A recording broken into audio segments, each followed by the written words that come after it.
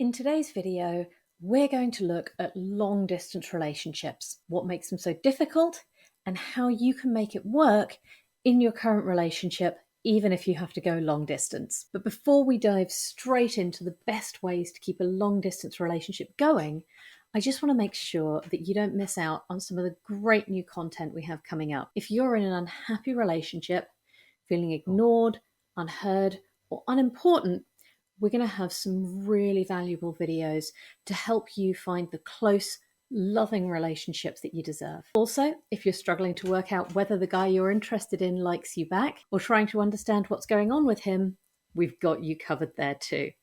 In fact, we're going to talk about pretty much all the relationship problems we can find.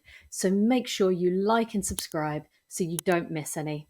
And if you have a relationship problem you want some help with, why not leave it in the comments section? I'd love to hear from you and I'd love to help. Okay, so back to our main topic for today, how to make sure your long distance relationship can last.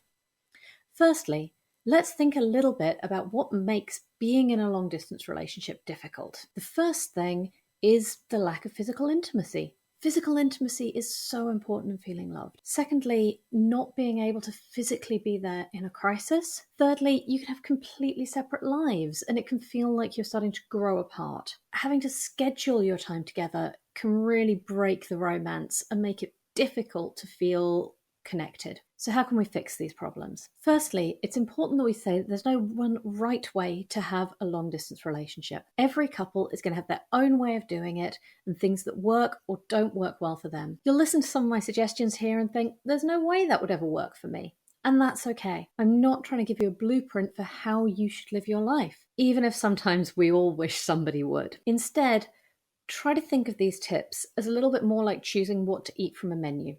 Pick the things that work for you and just ignore the ones that don't. So the biggest thing that we're going to work on is having great communication. Having said that you can ignore things you don't like, this first tip is almost non-negotiable.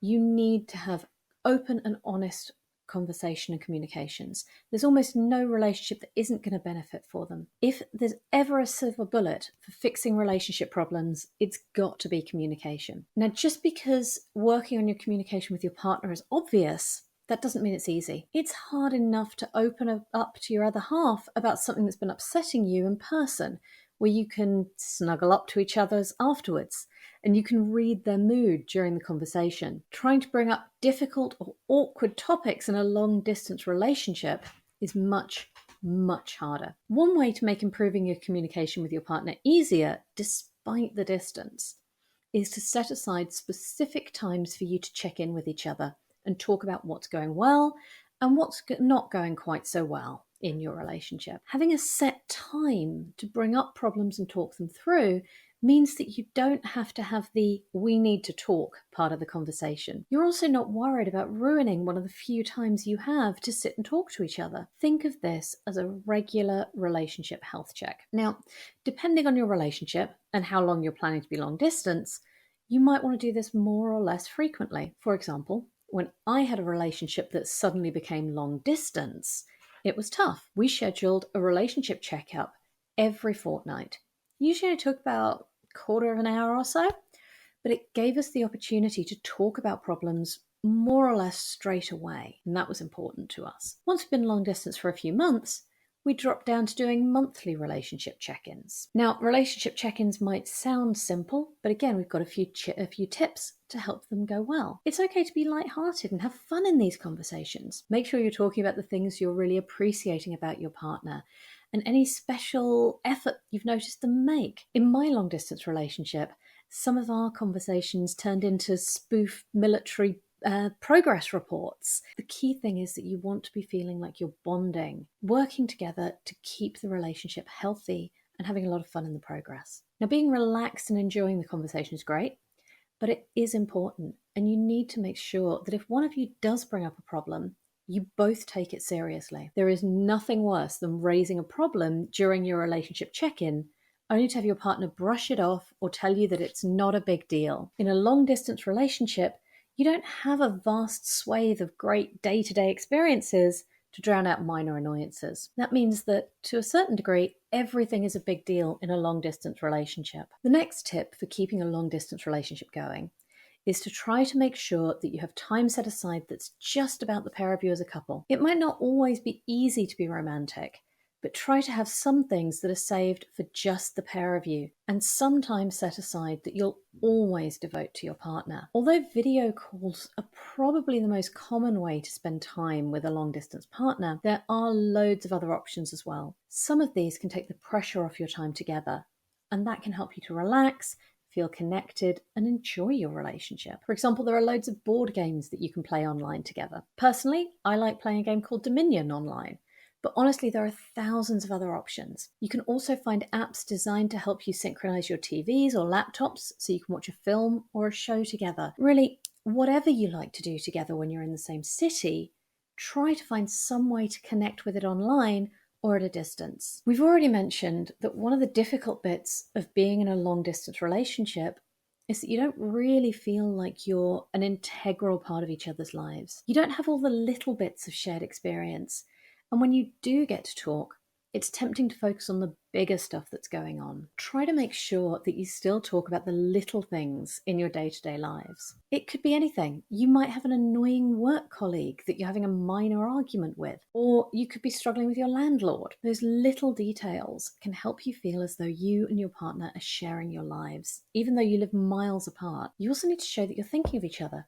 Little rituals, such as sending a good morning text or asking how someone's day is going, can be a huge help in showing them that you're thinking of them and that you care. Honestly, it's the kind of message that you could probably almost automate, but your partner knows that talking to them is a normal, important part of your day, and that's huge. Now, I mentioned earlier that one of the problems with being in a long-distance relationship is that you can't physically be there for each other when things go wrong. Sometimes it can be enough to know that the person you love is on the other end of the phone. But there are other times when you really want them there by your side while you're facing something difficult. So it can really help to talk about some of the really unlikely but scary things that could go wrong and discuss ways that you could support each other if that happened. What would you do if one of you was given a really serious diagnosis by a doctor? What if there was a problem with a family member?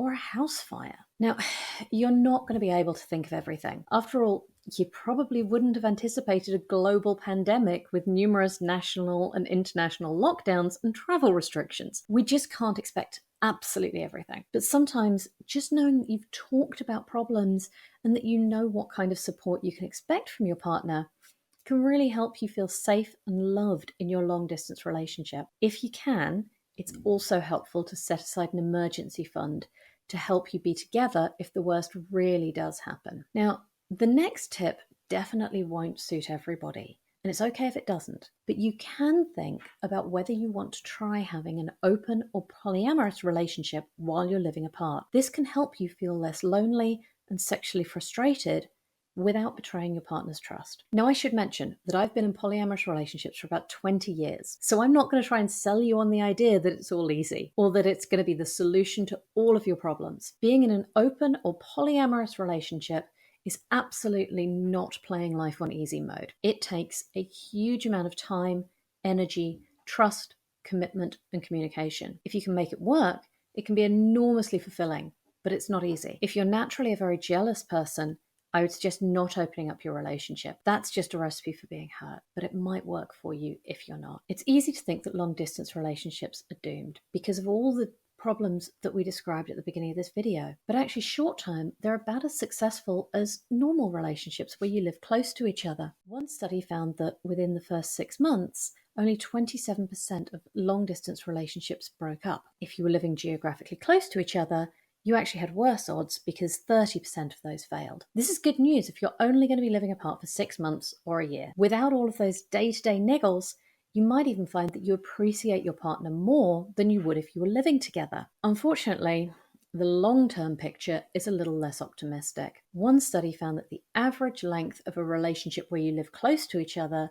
was 7.25 years. For long-distance relationships, this was only 2.86 years. Now that's a big difference. If you do have to live far away from your partner for a time, It's really helpful to work together to create a plan for you to move closer to each other at some point. This helps you know that you're working towards a shared future rather than having to face the problems of a long distance relationship forever. The final thing that I want to talk about is that being in a long distance relationship can seem like the difficult part, but actually, if you do move back to living close to each other or even start cohabitating, that's also going to be a huge change to your relationship, and that's going to need a period of readjustment. It's easy to think that moving closer to each other will solve all of your problems, but life rarely works quite that smoothly. You might have gotten used to your independence and doing your own thing. It might take a little while to get used to having to take someone else's thoughts and feelings into account every minute of every day. What do you think about long distance relationships?